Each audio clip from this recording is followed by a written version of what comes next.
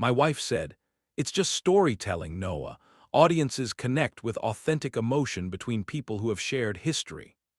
This was after I'd spent 6 months helping plan her sustainable van life tour down the Oregon coast and trusted her manager with a $15,000 brand partnership. I simply replied, "Our marriage isn't a story arc."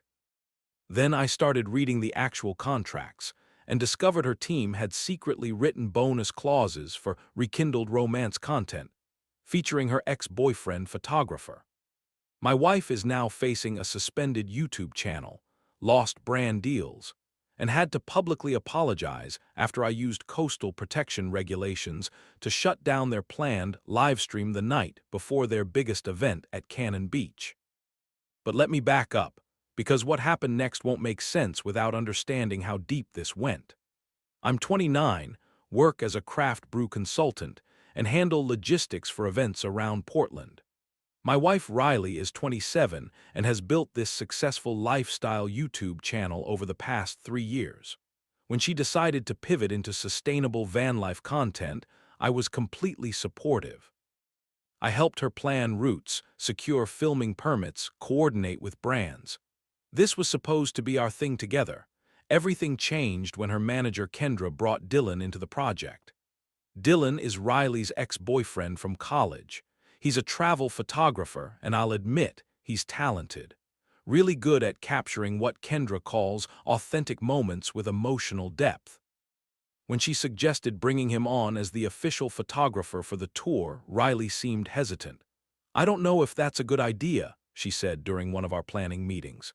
"It might be complicated." "Complicated how?" Kendra asked, though her tone suggested she already knew exactly how. "Dylan and I have history, a lot of history." That's when Kendra got this look, like she just found buried treasure.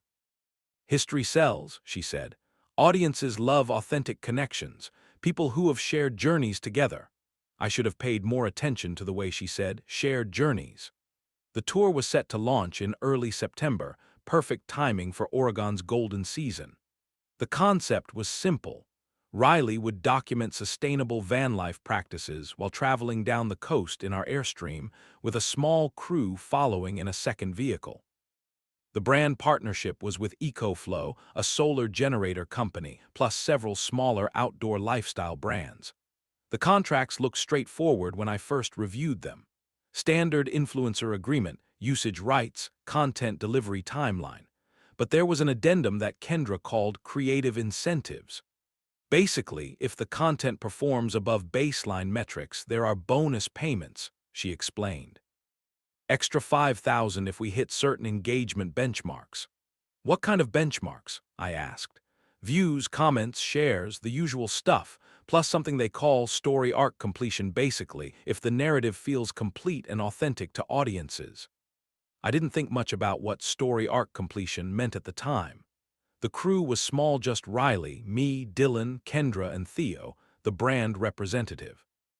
We'd travel in 2 vehicles, Riley and me in our Airstream, everyone else in a converted van that doubled as a mobile office.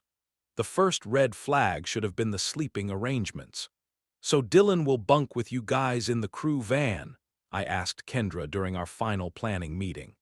"Actually, we thought it would be more efficient if he stayed in the Airstream. Closer to Riley for those golden hour shots, early morning content. Plus, the van is pretty cramped with all the equipment." Riley looked uncomfortable. "I think Dylan would be fine in the van." "Trust me," Kendra said, "this is how all the successful travel content creators do it. Photographer needs to be embedded with the talent." That word talent made something cold settle in my stomach. Riley wasn't my wife in that moment. She was talent. We launched the tour from Portland on a Thursday morning. The first few days went smoothly. Dylan was professional, kept appropriate distance, focused on his work. I started to relax, but then we reached Astoria and everything shifted. I was setting up our campsite when I heard Riley and Dylan reviewing the day's shots on his laptop. They were sitting close together in the Airstream's dinette, going through photos of Riley posing near the Columbia River. "This one," Dylan said, pointing to the screen. "The way the light catches your expression here, it's like that sunset we watched in Marin County." Riley laughed. Oh my God, Marin County, I can't believe you remember that. I remember everything about that trip. I was standing outside the Airstream, holding tent stakes, listening to my wife and her ex-boyfriend reminisce about romantic memories. When I came inside, they quickly closed the laptop. Just reviewing today's content, Riley said, too brightly. That night, I scrolled through the comments on Riley's latest post. The top comment had over 200 likes. The chemistry between you and your photographer is incredible. Are you guys together? Riley had hearted the comment. I wanted to bring it up, but we were only 3 days into a 2-week tour with cameras documenting everything. So I waited. The next morning, I found the real creative brief. I was looking for the permits folder in Kendra's equipment bag when I found a document marked EcoFlow Creative Addendum Confidential. I probably shouldn't have read it, but something about the way it was hidden made me curious. What I found changed everything.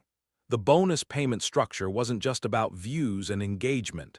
There were specific narrative checkpoints: romantic tension introduction, past relationship acknowledgement, intimate moment capture, and emotional resolution arc. Each checkpoint was worth additional money. A lot of money. But the worst part was the performance requirement for the final bonus payment. Authentic romantic reconnection content featuring primary talent and secondary creative contributor. They weren't just hoping Riley and Dylan would rekindle something. They were financially incentivizing it. I confronted Riley that afternoon while Dylan was scouting locations for sunset shots. Did you know about the romantic content bonuses in your contract? Her face went pale. What romantic content bonuses? I showed her the document, watched her read through clauses that essentially paid her to develop feelings for her ex-boyfriend on camera. I didn't know about this, she said quietly. Kendra handles all the contract details. But you've been playing into it. The comments, the reminiscing, the way you two interact when you think I'm not watching. It's just content, Noah. I'm not actually developing feelings for Dylan. Are you sure about that? She couldn't meet my eyes. That evening, I set some boundaries. No romantic content involving our marriage. Any chemistry content had to be clearly fictional or involve people who weren't married to other people. Kendra wasn't happy. You're limiting Riley's creative expression. This kind of authentic connection is exactly what brands want to sponsor. Then find a different kind of authentic connection. But by then, we were already trending. Vanlife Couples was picking up steam, and most of the comments were about Riley and Dylan's obvious history and electric chemistry. The content was performing exactly as Kendra had planned. We reached Tillamook Forest on day 6. That's where I found the shot list. Dylan had left his camera bag open while he went to get coffee. I wasn't snooping, I was looking for a lens cap that had rolled under his equipment. But when I opened the bag, there was a printed shot list that made my blood run cold. Intimate conversation by campfire R&D only. Morning coffee connection, natural interaction, no third parties. Shoreline reminiscence reference shared Marin County trip. Golden hour confession setup R acknowledges past feelings. At the bottom, in Kendra's handwriting, build to Cannon Beach livestream confession of reconnection. I took photos of the shot list with my phone. Then I kept digging. Dylan's memory cards were labeled by date. I found the one from yesterday and plugged it into his laptop. The raw photos told a story I hadn't seen while it was happening. Riley and Dylan walking close together on the beach, her hand touching his arm during conversation. A kiss on the cheek that looked a lot more intimate in still photography than it had in real time. And then I found the video files. Behind-the-scenes footage Dylan had been capturing for his own portfolio, including a conversation between him and Riley from that morning while I was in town getting supplies. I know this is complicated, Dylan was saying on the recording. But I'd be lying if I said being here with you wasn't bringing back feelings. Dylan, I'm married. I know, but you feel it too, right? This connection we always had. There was a long pause, then Riley's voice quieter. This is just work, we're creating content. Is it though? Another pause, longer this time. Sometimes it doesn't feel like work, she admitted. I felt sick, but I kept watching. Kendra thinks the Cannon Beach livestream could be huge if we give audiences what they want, Dylan continued. What do they want? Honesty about what's happening between us. Nothing's happening between us. Riley, okay, something's happening, but that doesn't mean we have to act on it.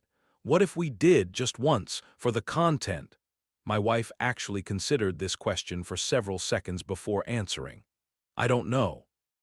I turned off the laptop, sat in the crew van for 20 minutes trying to process what I'd just seen. My wife was developing real feelings for her ex-boyfriend, and her entire team was encouraging it for content. That evening, Kendra announced the Cannon Beach livestream plan. We'll do a sunset confession circle. Each person draws a question and answers honestly. Very authentic, very vulnerable. What kind of questions? I asked. Oh, what's something you've never told anyone? Who in this group do you feel most connected to? That sort of thing. I looked at Riley. She wouldn't meet my eyes. Actually, I think I'll skip the confession circle, I said. Oh, you have to participate, Kendra insisted. The whole crew is part of the story now. No, I'm not. Noah, don't be difficult, Riley said. It's just content. There was that phrase again. Just content. Is our marriage just content too? That's not what I meant. But I was starting to think it was exactly what she meant. The next morning, I overheard a conversation that changed everything. I was coming back from the camp store when I heard voices in the crew van, Kendra and Riley talking quietly but intensely. You have to be honest tomorrow night, Kendra was saying. Audiences can tell when people are holding back. If you acknowledge your feelings for Dylan, it'll be the most authentic content you've ever created. I don't know if I can do that with Noah right there. Then we'll arrange for Noah to be somewhere else during that segment. Kendra, this feels wrong. Feelings aren't wrong, Riley. Denying them is wrong. You think your audience doesn't deserve to see real human emotion. It's not about the audience. It's about my marriage. Your marriage is part of your brand now. Noah signed the agreements. He knew what this tour was about. He didn't know it was about me developing feelings for my ex-boyfriend. Didn't he? Come on, Riley. You and Dylan have history. Everyone knows that, including Noah. There was a long pause. What if I just admit I have feelings but don't act on them? Riley suggested. That's not a complete story arc. Audiences want resolution. What kind of resolution? The kind that gets us the final bonus payment. I'd heard enough. That afternoon, I made some phone calls. First, I called the Oregon Parks Department about filming regulations for Cannon Beach. Turns out, live streaming with professional equipment requires specific permits, especially near protected dune areas. Their planned sunset location was in a restricted zone. Then I called EcoFlow's corporate compliance department. I told them I was reviewing the contract as Riley's spouse and had questions about the story arc completion bonuses. Oh yes, the representative said. Those were added specifically for this campaign. Very innovative approach to authentic content creation. Can you clarify what constitutes completion of a romantic story arc? I'd have to review the specific language, but I believe it involves documentation of genuine romantic development between featured personalities. Even if one of those personalities is married to someone else. There was a pause. I'm not sure I understand.